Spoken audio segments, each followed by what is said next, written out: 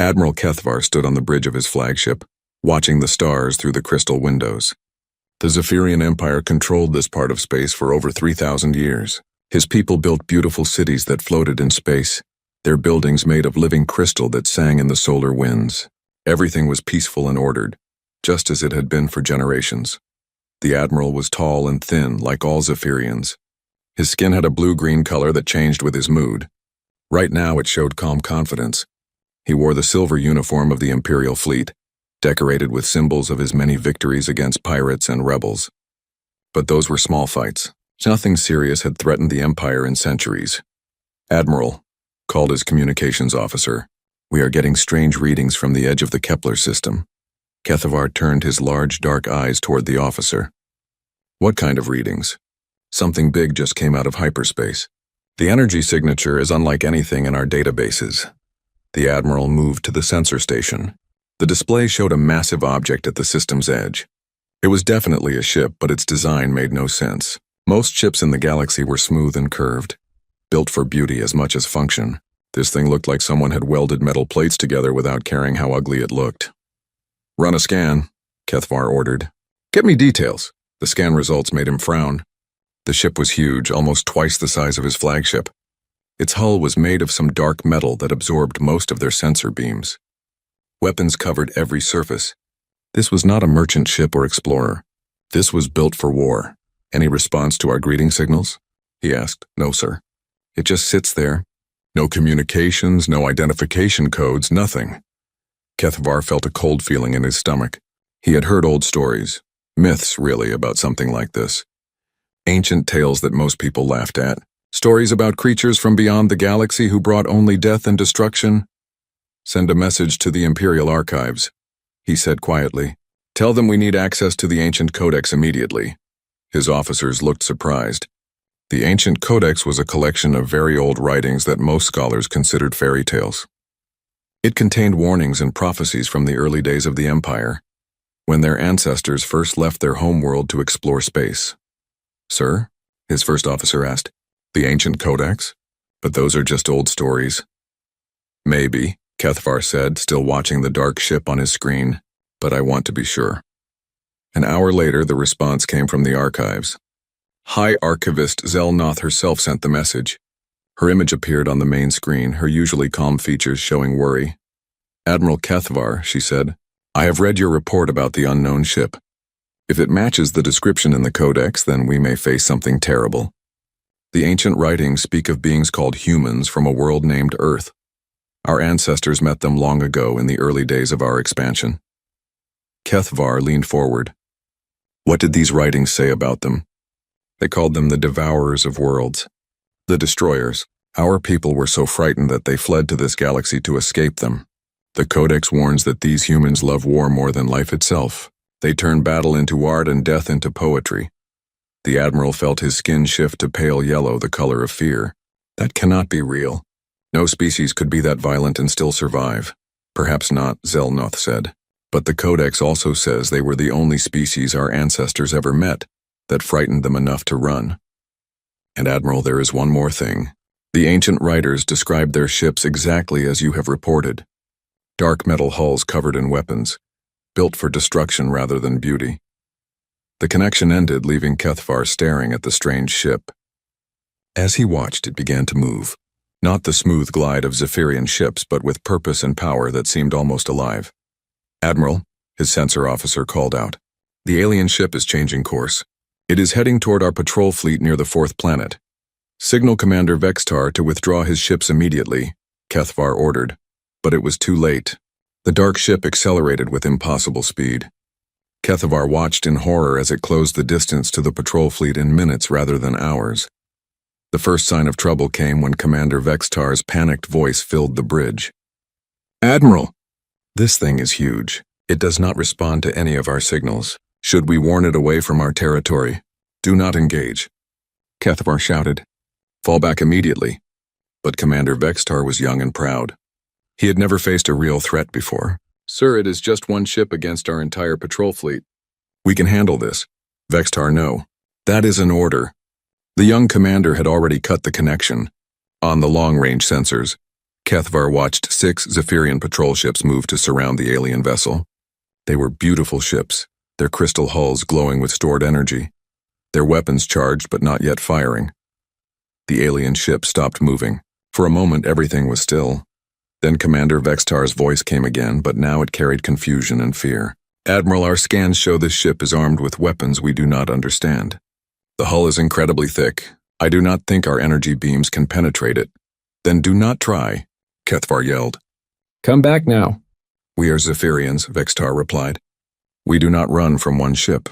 Kethvar watched helplessly as the patrol fleet opened fire. Beautiful streams of blue energy lanced out from their weapons, striking the dark hull of the alien ship. The beams, which could slice through asteroids, simply vanished against that strange metal without leaving a mark.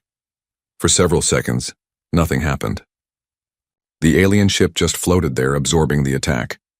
Kethvar began to hope that maybe it was not hostile after all. Then the alien ship fired back. What came from its weapons was not energy beams or plasma bolts. Solid metal projectiles shot out faster than anything Kethvar had ever seen. They hit the patrol ships with such force that the beautiful crystal hulls simply exploded into glittering dust. In less than 20 seconds, 6 Zephyrian warships were destroyed. 6 crews of brave officers, including young Commander Vextar, were dead. And the alien ship had barely seemed to notice the fight. Kethvar stared at the empty space where his patrol fleet had been. His skin had turned pure white, the color of absolute terror. Around him, his bridge crew made soft, keening sounds of grief and fear. "Admiral," his communications officer whispered, "what do we do now?" Kethvar looked at the alien ship, which had returned to its slow, steady course toward the inner system, toward the colonies, toward millions of innocent Zephyrians who had never known war. "Send a message to the Imperial capital," he said, his voice hollow. "Tell them the ancient terror has returned. Tell them the humans have found us at last." As his ship turned to flee, Kethvar realized that everything his people had built, everything they had achieved in 3,000 years of peace, might be about to end. The nightmares of their ancestors had come true. The devourers had returned. Captain Elena Rodriguez opened her eyes slowly as the cryogenic pod finished its wake-up cycle. Her body felt stiff and cold, the way it always did after long sleep. She had been frozen for 40 years while her ship traveled through space using Earth's first faster-than-light drive. The UES Retribution was humanity's most advanced warship, built during the worst period of Earth's history, when humans had almost destroyed themselves in global wars. Every system on the ship was designed for one purpose: to fight and win against any enemy. Elena sat up carefully and looked around the small medical bay. Her crew was waking up in other pods nearby, 2,500 of Earth's best soldiers, scientists, and engineers, all volunteers for this dangerous mission to explore beyond their galaxy. "Status report," she called out as soon as her throat worked properly. Lieutenant Commander Jackson, her second in command, was already checking the ship's systems. "Captain, we have a problem. The quantum tunnel drive worked, but not the way it was supposed to. We are not in our target system." Elena stood up, her legs shaky but getting stronger. "Where are we?" "Unknown star system, unknown galaxy. The computer cannot match any of these stars with our charts. We traveled much farther than planned." Elena walked to the bridge, still wearing her wake-up medical gown. Through the main windows, she could see unfamiliar stars and a yellow sun in the distance. Several planets orbited the star, and her sensors showed that some of them had cities and technology. "Are we picking up any signals?" she asked. "Yes, Captain. Multiple sources. There is definitely intelligent life here, and they have advanced technology, but we cannot understand their language yet." Elena nodded. "Wake up the translation team. If there are people here, we need to talk to them." For the next 6 hours, Elena's crew worked to decode the alien signals they were receiving. The artificial intelligence in their computer was very advanced, designed to learn new languages quickly. Slowly, patterns began to emerge from the alien communications. "Captain," called Dr. Sarah Chen, the head of the translation team, "I think we are starting to understand some basic concepts." "These aliens call themselves Zephyrians." "They seem to have a large empire in this area of space. Good work. Try to send them a peaceful greeting. Let them know we are explorers from Earth and we mean no harm." But before Dr. Chen could send any message, alarms began ringing throughout the ship. "Captain," shouted Lieutenant Williams from the sensor station, 6 alien ships are approaching fast. They are powering weapons. Elena's training kicked in immediately. She had spent her whole career preparing for situations like this. Battle stations. Raise shields. Power up defensive systems. The bridge became busy with activity as her crew prepared for possible combat. Elena hoped it would not be necessary, but she had learned long ago that hope was not enough to keep people alive. "Captain," Dr. Chen called out, "I am getting partial translations of their communications. They are calling us something that translates to devourers or destroyers. They seem very frightened." Elena frowned. "That makes no sense. They have never seen us before. Why would they be afraid?" "I do not know, Captain, but they are definitely scared. Some of the messages mention something called the ancient codex and warnings from their ancestors." Before Elena could respond, her communications officer spoke up. "Captain, the alien ships are trying to contact us. Put them through." The main screen showed the bridge of one of the alien ships. The creatures were tall and thin with blue-green skin. Their large dark eyes showed fear and confusion. One of them, wearing what looked like a military uniform, spoke in their musical language. The computer translated his words. "Unknown vessel, you are in Zephyrian space. Identify yourself immediately. Are you the ones our ancestors called the Devourers?" Elena stepped forward. "This is Captain Elena Rodriguez of the Earthship Retribution. We are peaceful explorers who got lost during our first faster-than-light journey. We mean you no harm." The alien commander's expression changed to something Elena recognized as shock. "Earth," he whispered. "The ancient writing spoke of Earth. You are the humans." "Yes, we are humans. But we are not your enemies. We just want to find our way home." The alien commander looked terrified. He turned to speak with his crew, and Elena could hear parts of their conversation through the translation system. Words like nightmare, ancient terror, and flee while we can. "Captain," the alien commander said, turning back to the screen, "I am Commander Vextar of the Imperial Patrol Fleet. You must leave this system immediately." Elena felt confused and a little angry. "Commander, we have done nothing wrong. We are lost and need help." "No," Vextar said, his fear turning to desperate anger. "The old stories tell us what your kind does. You destroy everything you touch. You turn peaceful worlds into battlefields for your own pleasure." "That is not true," Elena replied firmly. "Humans have changed. We are not the same species your ancestors might have met." But Commander Vexitar was not listening anymore. His fear had taken control. "You will leave now or we will make you leave." The alien ships began to spread out, surrounding the Retribution. Elena could see their weapons charging up, energy building in strange crystal arrays along their hulls. "Captain," Lieutenant Williams reported, "they are targeting our engines and weapon systems. I think they want to disable us, not destroy us." Elena made a quick decision.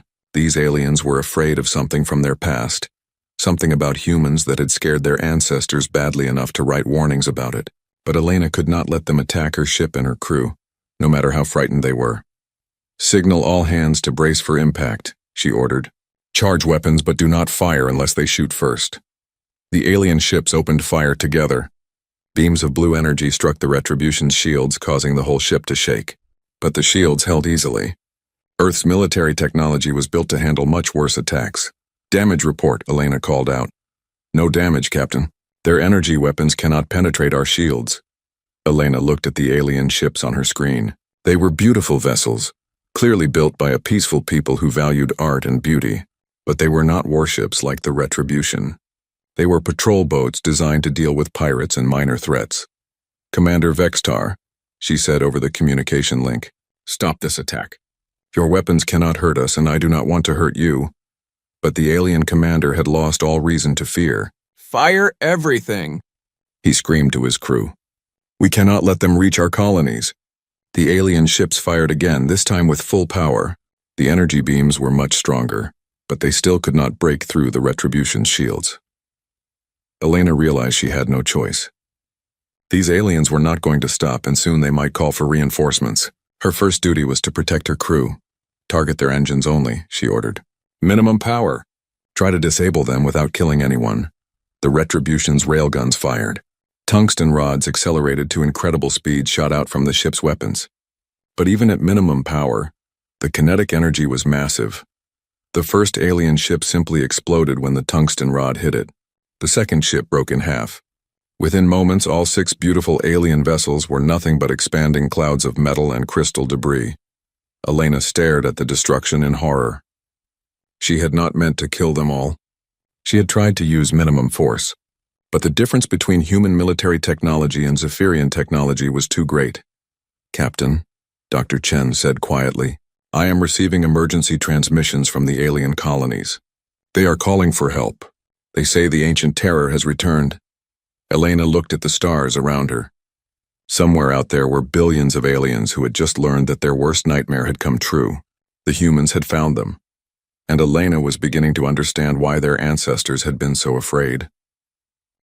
High Archivist Zelnoth walked through the deep halls of the Imperial Archive, her footsteps echoing in the ancient stone corridors. She had spent her whole life studying the old writings, but she had never thought she would need to open the most forbidden section of the archive. The call from Admiral Kethvar had changed everything. A human ship had appeared in the Kepler system and destroyed an entire patrol fleet in minutes. The old stories were not myths after all. They were warnings. Zelnoth reached the sealed door of the ancient vault.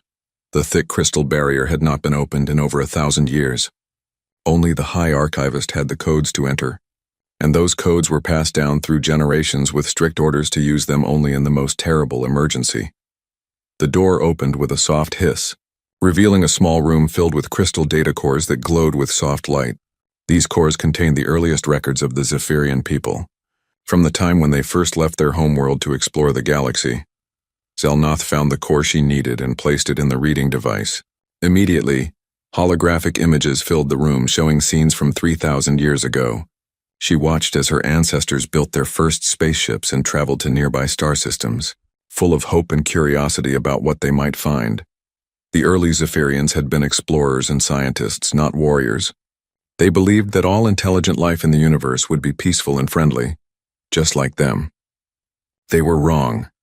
The first contact with humans had happened in a system far from Zephyrian space. A small exploration ship had detected strange energy signatures and went to investigate. What they found was a human vessel, sleek and powerful but not obviously hostile. The Zephyrian captain had sent greeting signals, offering trade and friendship.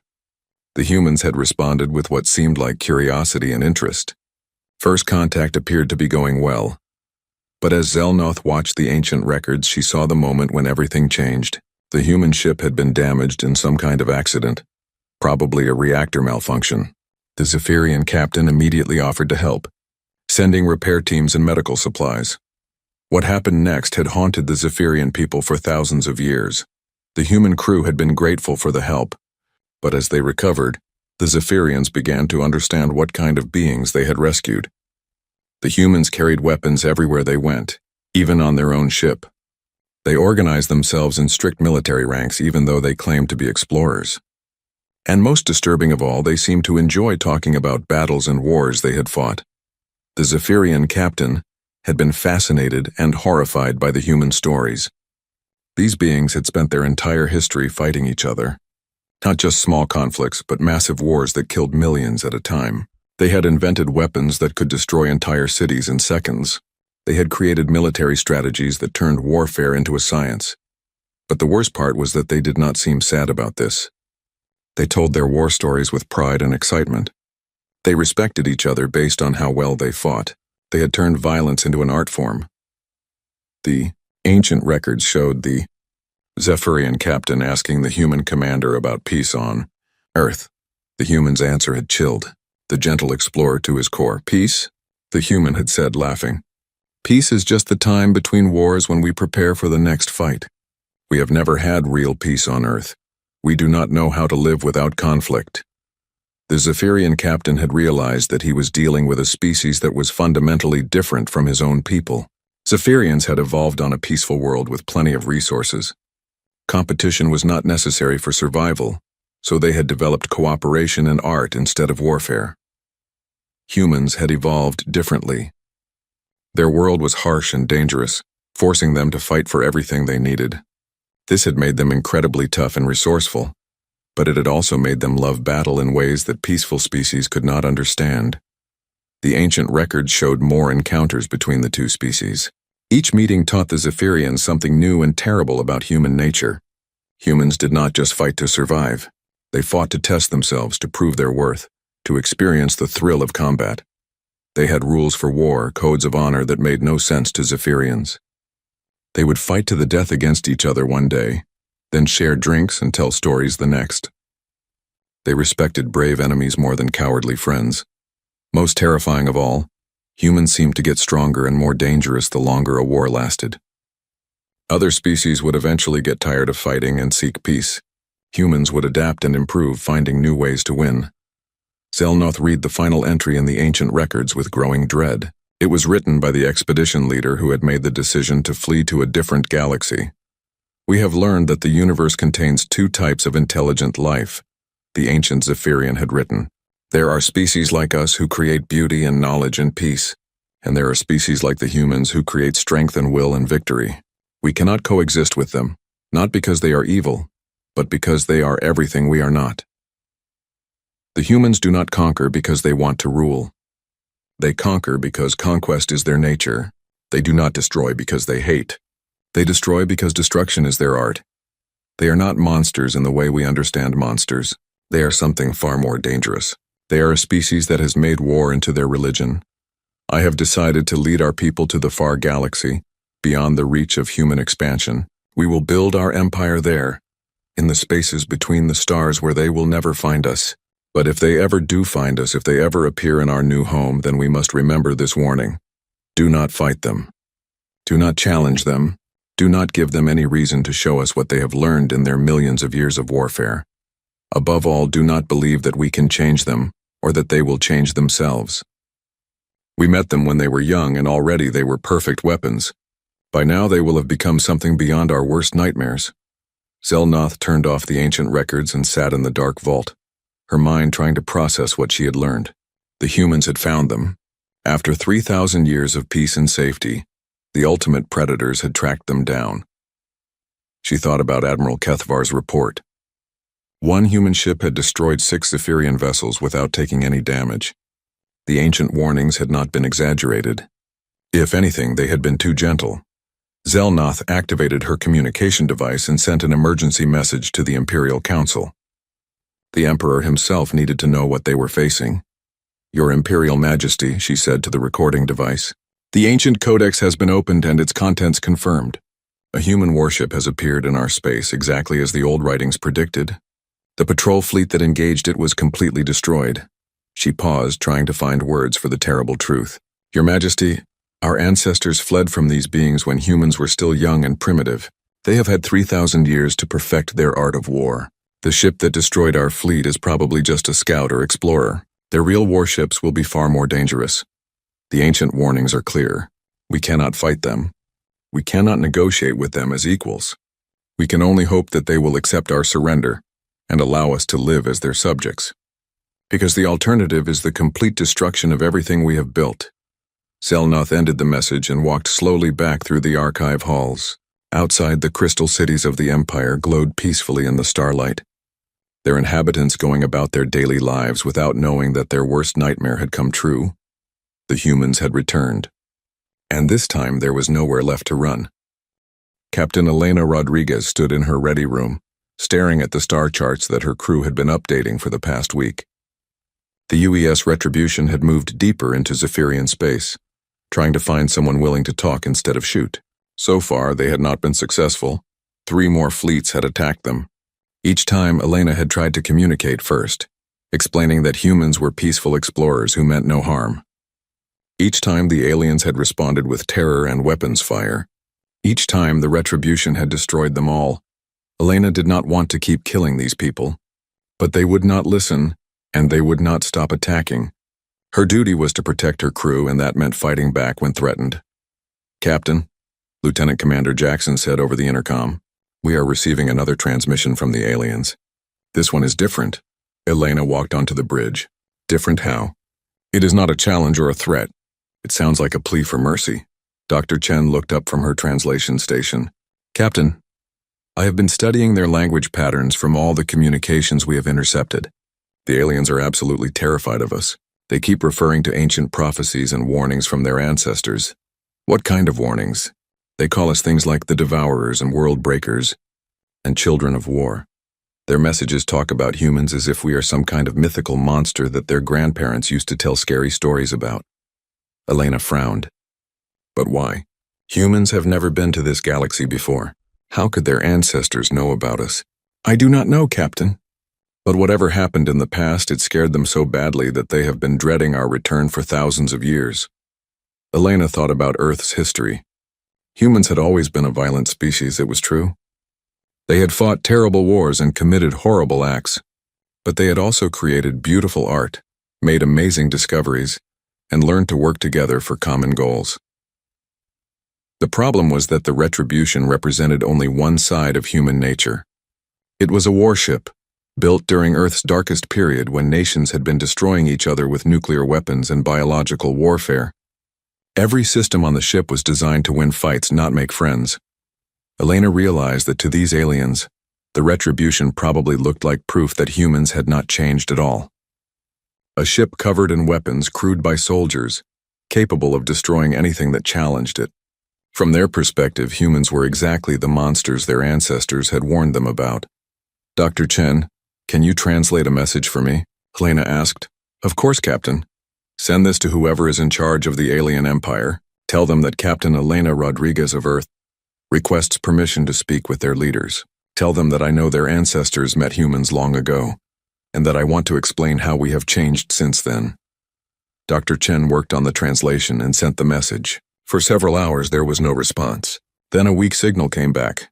Captain, Dr. Chen said, I am getting a reply. It is from someone called High Archivist Zelnoth. She says she is willing to talk, but only if we promise not to attack their capital system. Tell her we have no intention of attacking anyone.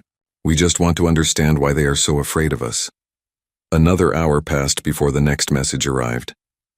This time it included detailed star charts showing a route to a neutral meeting point between the Retribution and the alien capital. Elena studied the charts.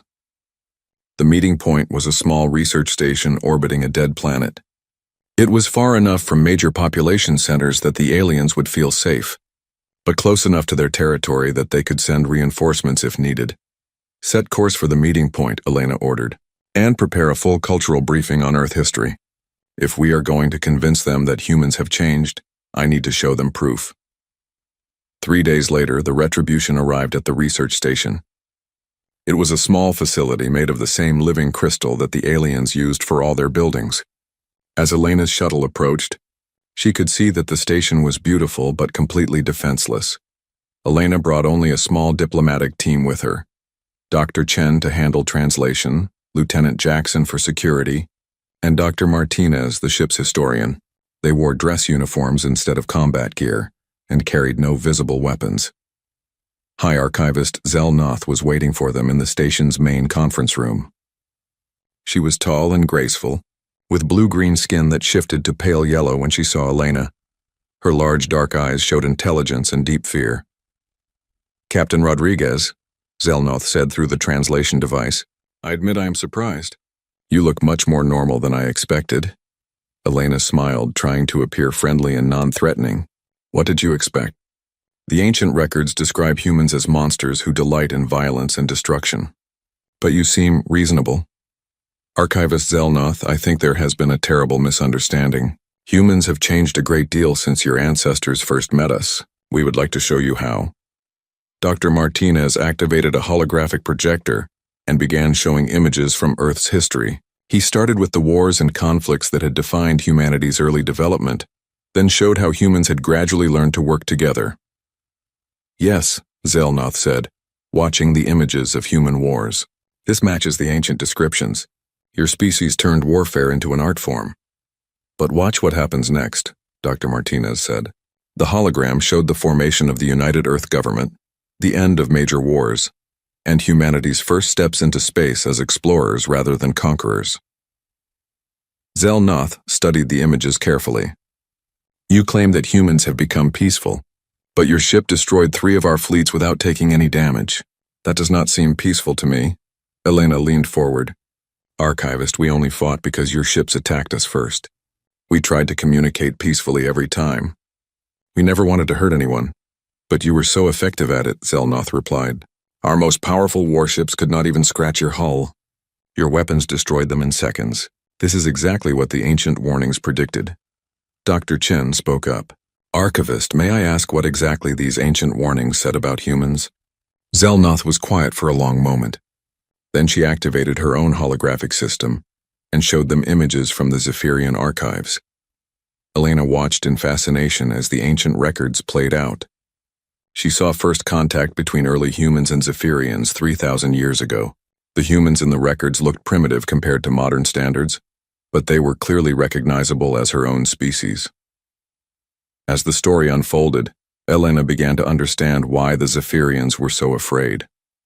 The ancient humans had not been evil or hostile, but they had been completely alien to the peaceful Zephyrians. Their casual attitude toward violence, their pride in military achievement, their enjoyment of competition and conflict, all of this had horrified the gentle aliens. Your ancestors were not wrong about humans, Elena said when the records finished. We were a violent species. We did love war and conflict. But that was 3,000 years ago. The ancient records say that humans get stronger through warfare, Zelnoth replied. If that is true, then 3,000 years of conflict would have made you incredibly dangerous. Elena realized that the archivist was right, but not in the way she thought. Humans had become stronger through conflict, but they had also become wiser. The same drive that had made them perfect warriors had also made them perfect protectors.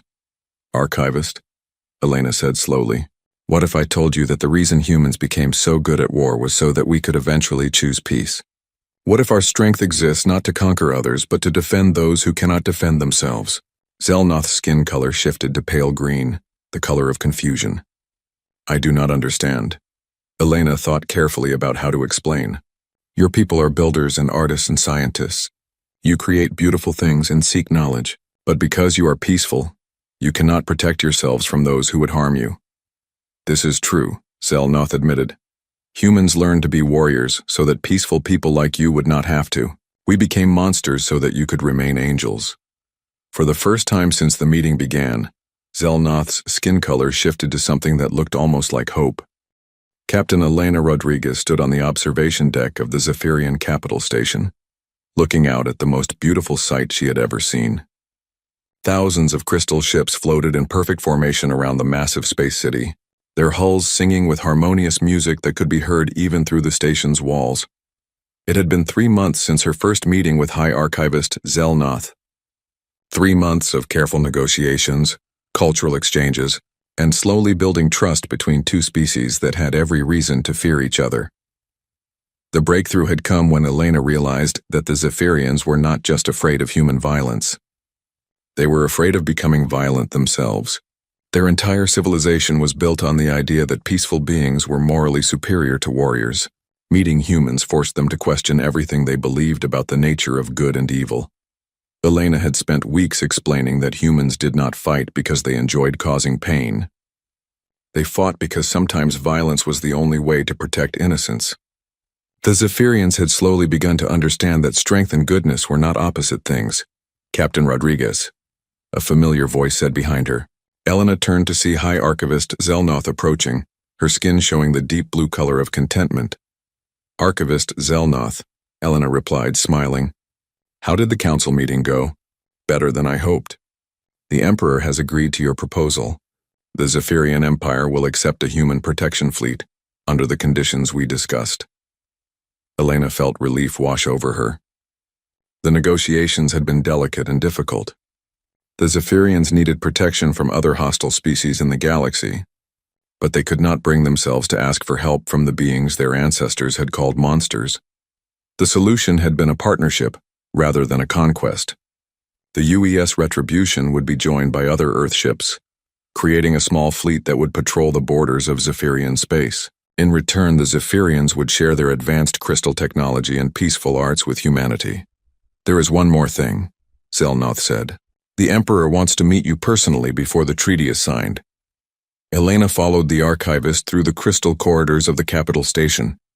The walls were transparent, offering views of the incredible city that floated in space around them. Gardens hung in zero gravity, their plants growing in impossible spirals and curves. Artists worked on sculptures that changed color and shape as they watched.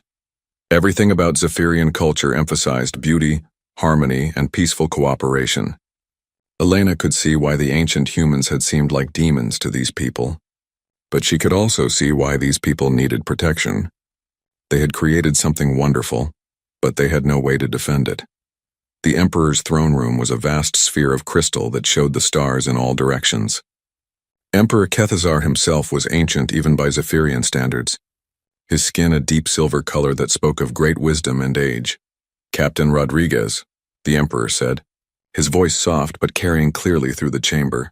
"I have read the reports of your conversations with Archivist Zelnoth. I must admit you are not what our ancestors described." "Your Majesty," Elena replied, bowing slightly. "I hope that humanity can prove that we have learned from our violent past." "Perhaps," the Emperor said, "but I must ask you something that has been troubling me. Your ship is incredibly powerful. Your crew is trained for war. If you decided to conquer our empire instead of protecting it, we could not stop you. Why should we trust you?" Elena had been expecting this question. It was the heart of the Zephyrians' fear. They were about to invite the wolves into their home and hope that the wolves had become sheepdogs. "Your Majesty," Elena said carefully, "you should not trust us because we are weak.